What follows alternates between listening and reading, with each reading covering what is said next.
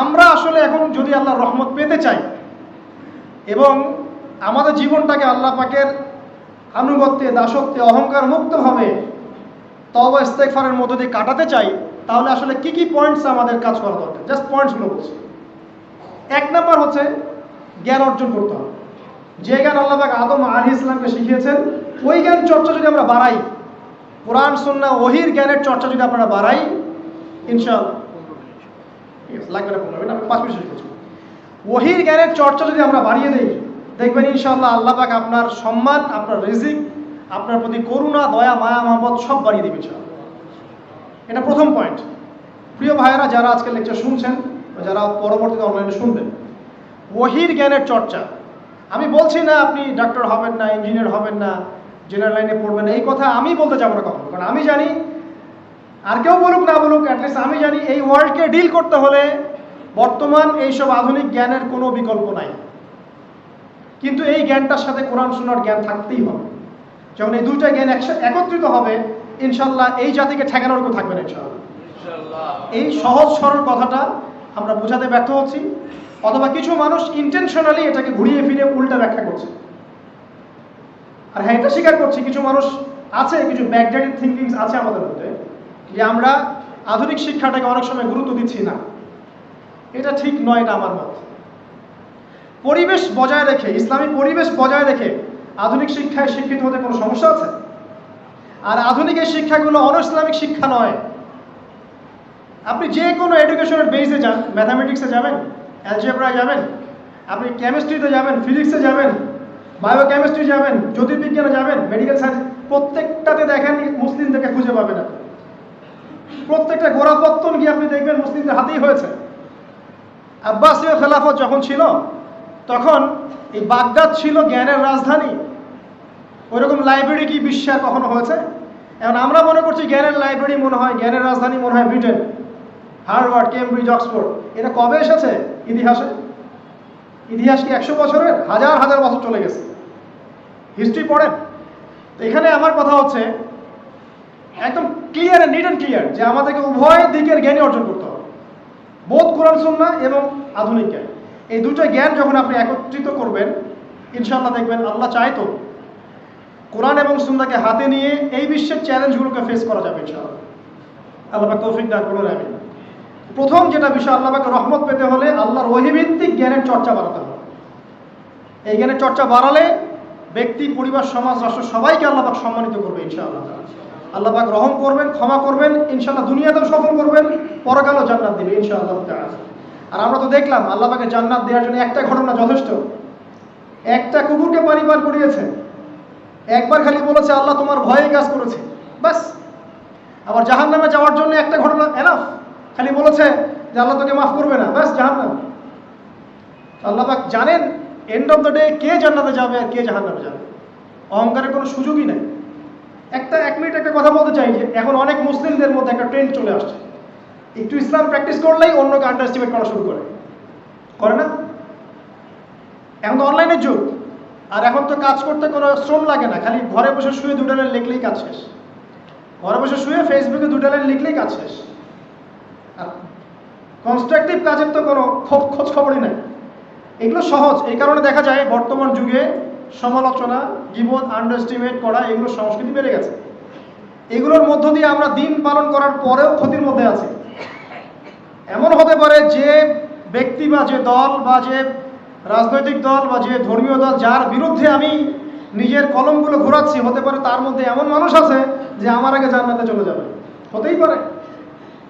আর আমি যে নিজেকে এত বড় করে ফখর করছি, কে জানে এন্ড অফ দ্য ডে আমি জান্নাতে যাবো কি যাবো না, কোনো গ্যারান্টি আছে? কোনো গ্যারান্টি নাই। সো এখন আমরা যারা ইসলাম প্র্যাকটিস করছি, আমাদের সতর্ক হওয়া উচিত, নিজের পরকালের ফিকিরটা করি। আল্লাহ পাক বোঝার তৌফিক দান করুন, আমিন। 2 নাম্বার যেটা বলবো, যে রাসূলুল্লাহ সাল্লাল্লাহু আলাইহি ওয়াসাল্লামের রেখে যাওয়া যে আদর্শ এবং সুন্নত, এর চর্চা যারা বাড়িয়ে দিবে আল্লাহ পাক রহম করবে ইনশাআল্লাহ। সূরা আলে ইমরানের 31 নম্বর আয়াত পড়ে দেখেন, আল্লাহ পাক নিজে বলেন, কুল ইন কুনতুম তুহিব্বুনাল্লাহ ফাত্তাবিউনি। হে নবী বলে দিন, তোমরা যদি আল্লাহর রহমত আর ভালোবাসা পেতে চাও তাহলে আমাকে অনুসরণ করো। আমাকে, যে বা যারাই নবী সাল্লাল্লাহু আলাইহি ওয়াসাল্লামকে অনুসরণ করবে আল্লাহ তার প্রতি দয়া করবে ইনশাআল্লাহ। শুধু দয়াই না, ইয়াগফির লাকুম যুনুবাকুম, তোমাদের সমস্ত গুনাহ আমি মাফ করে দেব। আল্লাহু গফুর রহিম। সুন্নতের চর্চা বাড়িয়ে দেই। শুধু তাই নয়, কেউ যদি নবী সাল্লাল্লাহু আলাইহি ওয়াসাল্লামের উপরে বেশি বেশি দরুদ শরীফ পড়ে, আল্লাহুম্মা সাল্লি আলা মুহাম্মাদ ওয়া সাল্লিম পড়তেই থাকে, দরুদ ইব্রাহিম বা সংক্ষিপ্ত দরুদগুলো, আল্লাহ পাক একবার দরুদ পড়লে 10 বার রহম করবে ইনশাআল্লাহ। যেই নবীর আদর্শ মেনে চললে আল্লাহ পাক ভালোবাসবেন, সেই নবীর নাম উচ্চারিত হলে দরুদ পড়লেও আল্লাহ পাক রহম করবে ইনশাআল্লাহ। 4, সৃষ্টির সেবা করলে রহম পাওয়া যাবে। আল্লাহ পাক বলছেন, তোমরা সৃষ্টির সেবা করো, মানবতার সেবা করো, জমিনবাসী যারা আছে ওদের প্রতি রহম করো, আল্লাহ তোমাদের প্রতি রহম করবে ইনশাআল্লাহ। 5, রহমত পেতে হলে আল্লাহর জিকির বাড়িয়ে দিতে হবে। আল্লাহর জিকির মানে সকাল সন্ধ্যা আল্লাহ পাকের যত জিকির আজগার আছে এগুলো ছাড়া যাবে না। চলতে ফিরতে অলওয়েজ আল্লাহকে ডাকতে হবে, সুবহানাল্লাহ, আলহামদুলিল্লাহ, ওয়া লা ইলাহা ইল্লাল্লাহ, আল্লাহু আকবার, লা হাওলা ওয়া লা কুওয়াতা ইল্লা বিল্লাহ। যে কাজ আপনি করছেন ওই কাজের মধ্যেই জিকির বাড়াতে হবে। যে যত বেশি আল্লাহ পাকে জিকির করবে তার কলব তত জিন্দা থাকবে, এবং যার কলব জিন্দা থাকবে, যার কলবের মধ্যে নূর থাকবে, আল্লাহ পাকের নূর তার কলবে আসবে ইনশাআল্লাহ। 6, বেশি বেশি কোরআন তেলাওয়াত বাড়িয়ে দিতে হবে। কোরআন তেলাওয়াত যারা বাড়িয়ে দিবে, এই কোরআনের বদৌলতে আল্লাহ পাক তার প্রতি রহম করবে ইনশাআল্লাহ। আরো বলবো 7 নাম্বার, যে সালাত এর কোনো বিকল্প নাই। নবী সাল্লাল্লাহু আলাইহি ওয়াসাল্লাম ইন্তেকালের আগ মুহূর্তে বলে যাচ্ছেন, আসসালাত ওয়াস সালাত ওয়া মা মালাকাত আইমানুকুম, নামাজের যত্ন নিও, নামাজের যত্ন নিও, আর তোমাদের অধীনস্থ যারা আছে ওদের ব্যাপারে খেয়াল রেখো। নামাজ নাই ইসলাম নাই, নামাজ আছে তো ইসলাম আছে। তো নামাজের তাবেদারি যারা করবে, 5 ওয়াক্ত নামাজ ঠিকঠাক মতো করবে, ইনশাআল্লাহ অবশ্যই আল্লাহ পাক তাদের প্রতি রহম করবেন ইনশাআল্লাহ। আরো বলতে চাই তাহাজ্জুদের কথা। যারা একটু তাহাজ্জুদের নামাজে অভ্যস্ত হতে পারবেন, ওই সময়টা আল্লাহ পাকের রহমত নেমে আসে, বর্ষিত হয়। যারা তাহাজ্জুদের সালাতে অভ্যস্ত হবে, আল্লাহ পাক তাদের প্রতি রহম করবে ইনশাআল্লাহ তাআলা। 9 বলতে চাই দ্বীনি মেহনত বাড়িয়ে দেওয়া।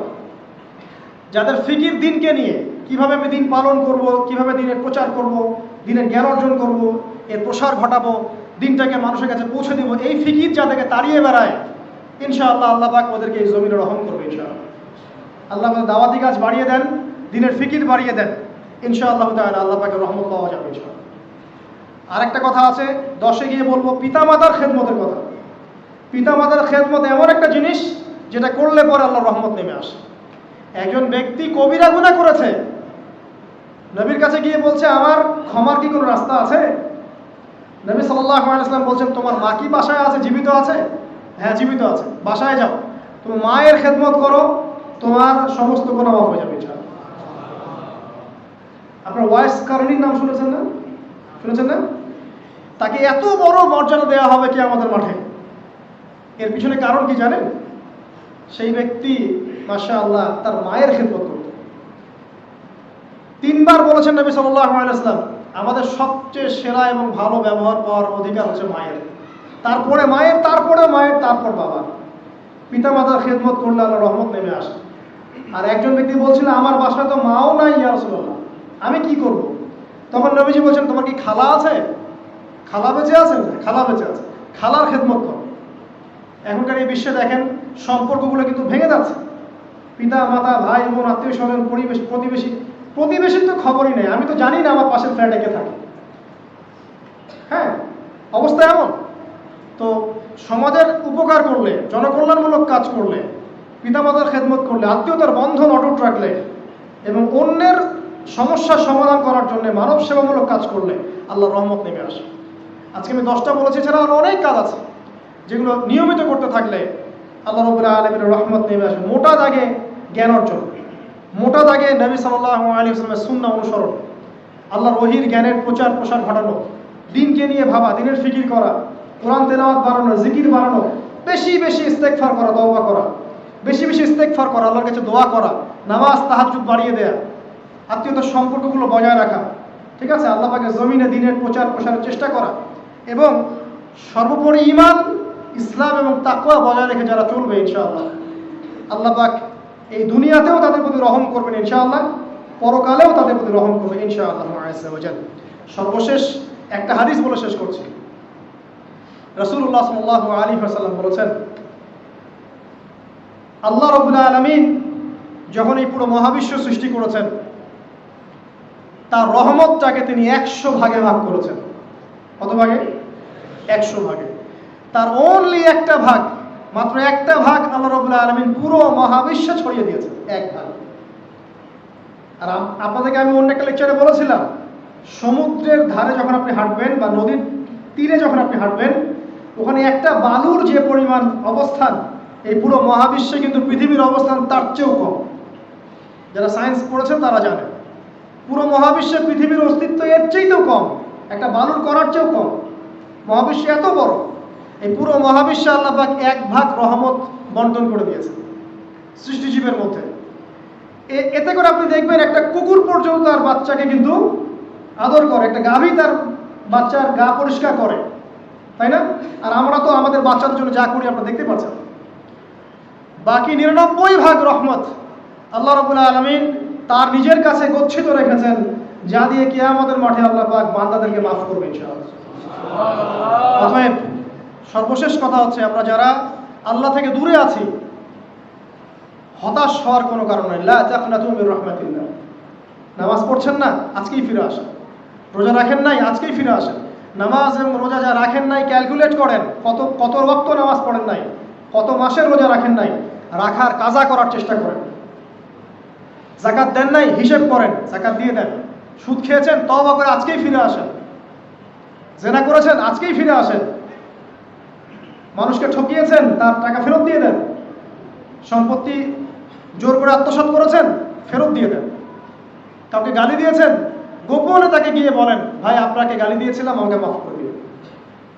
আজকেই ফিরে আসেন। লা তাকনাতু মির রাহমাতিল্লাহ, ইন্নাল্লাহা ইয়াগফিরু যুনুবা জামিআ। আল্লাহ পাক সমস্ত গুনাহ মাফ করবেন ইনশাআল্লাহ।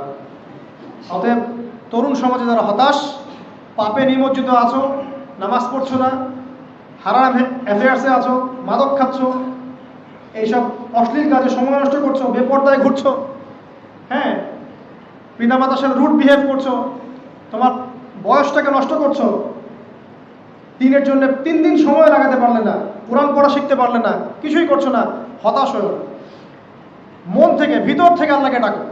মন থেকে আল্লাহকে ডেকে একটা বার আল্লাহ থেকে ফিরে এসে দেখো, ইনশাআল্লাহ তাআলা দেখবা এখানে যে শান্তি আছে, সারা দুনিয়ার কোথাও সে শান্তি পাবা না।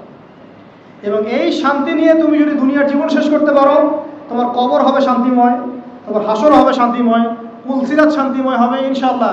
হাসতে হাসতে তুমি জান্নাতে চলে যাবে ইনশাআল্লাহ। আমরা আজকের মতো এখানে শেষ করছি, এই দোয়া করে আল্লাহ রাব্বুল আলামিন আমাদের সবাইকে যেন রহম করেন এবং তার রহমত পাওয়ার জন্য যোগ্য হওয়ার তৌফিক আল্লাহ পাক আমাদেরকে দান করেন। এবং যেই কাজগুলো করলে পরে আল্লাহর রহমত থেকে মানুষ বঞ্চিত হয়, এই কাজগুলো দূরে থাকার তৌফিক আল্লাহ রাব্বুল আলামিন আমাদের সবাইকে দান করেন। আমিন। أقول قولي هذا أستغفر الله لي ولكم ولسائر المسلمين. بارك الله لنا ولكم بالآية الحكيم. إنه تعالى جواد كريم بر رؤوف رحيم. السلام عليكم ورحمة الله.